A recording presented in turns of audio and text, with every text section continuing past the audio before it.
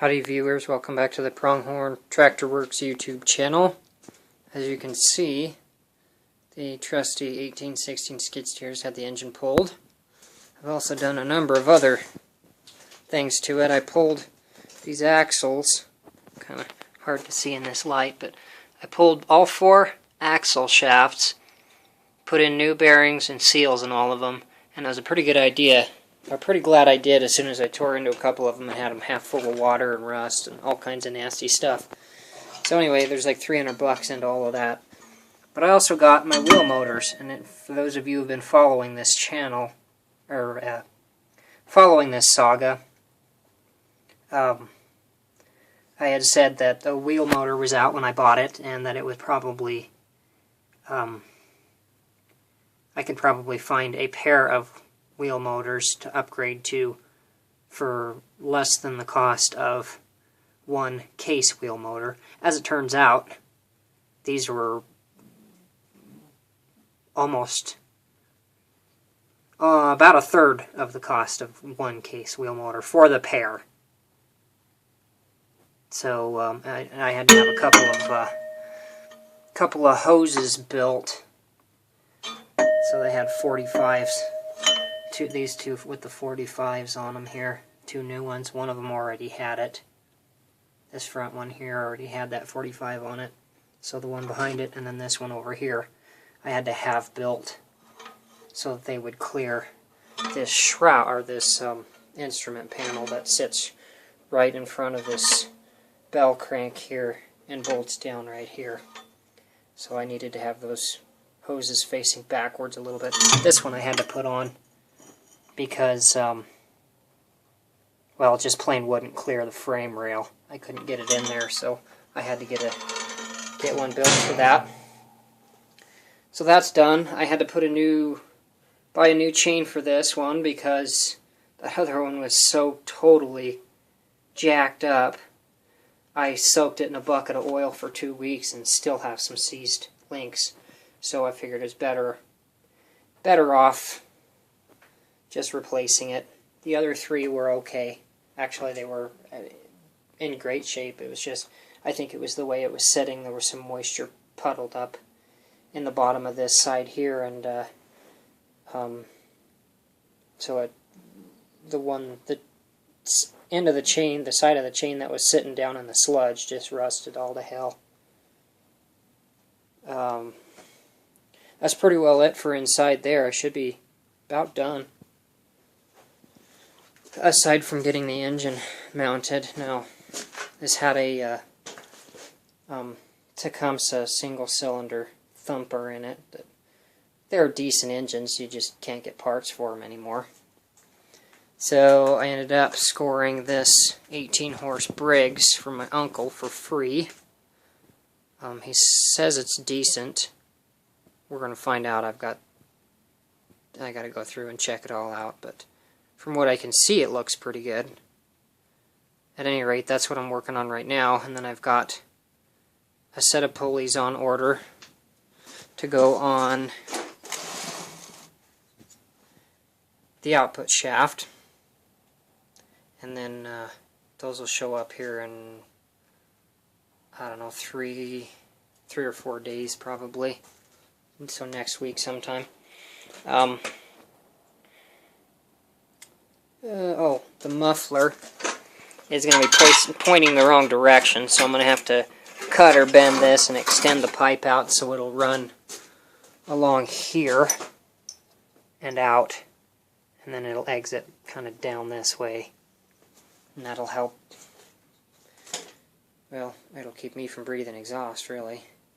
But it's pretty well the only way it's going to fit, unless I want to cut it down and basically start over with it, which I really don't want to. I may end up doing that because all the electrical runs on this side. I guess I could move it to the other side, but I don't know. There's really probably no reason I couldn't. Anyway, I'm not to that point yet. I still got to get the engine to start and get those pulleys on once they show up, and then we'll get it bolted on.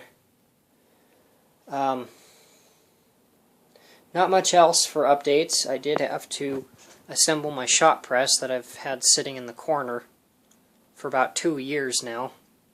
Never really could justify putting it together, but I needed it to assemble those axles. Disassemble and assemble those axles, press the bearings. So that is now there and sort of in the way. On a personal note, I actually left my job with the city. I was in the water department. I left the job with the city, and so now all I have is this one toolbox here, because my big black one is at my new job that I start next Monday as a it's just a peon mechanic, really, but pays about the same as this other job. I don't have to supervise anybody, and pretty well headache free. So now I'm working with about maybe a third of the tools I originally had just in this box right here. It's kind of stuffed, but we'll make it work. Other than that, nothing too exciting going on. I'm trying to get this thing as close to... I've been off of my previous job since the 21st. I think it was the 21st or 23rd, I don't recall right offhand.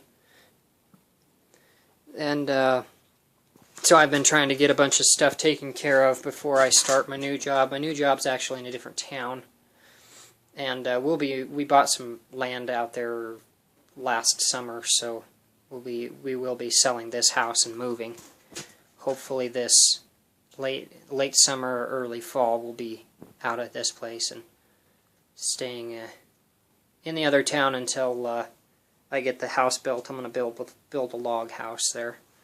And a shop, big 40 by 40, and then a 25 by 25 garage. So anyway, enough babbling. I'll keep you guys posted on what is done, or various build stages in building the house as well. If you guys are interested, you can follow that.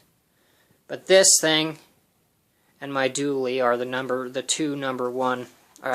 two major projects that need to be done before summer hits. Well, yeah, before summer hits, because I'm going to need this to work at the other house, and I need the dually to haul the logs. So I will be working on it feverishly in the next, probably in March, when it's warm enough. Since this is a single car garage, it doesn't really fit in here. I mean, I can get it to fit in. I can't get the flatbed in now, though. But, so I can't close the door. But,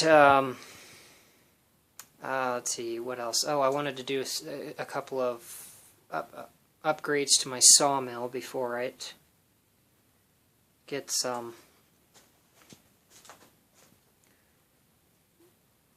before I run out of space to work. And I need to either find a gooseneck trailer long enough to haul my logs, or build a cradle to stick behind my trailer to carry, because I got to carry 45-foot logs down from the mountain. So anyway, those are the imperatives. I guess that's pretty well it. I'll stop rambling. Thanks for watching.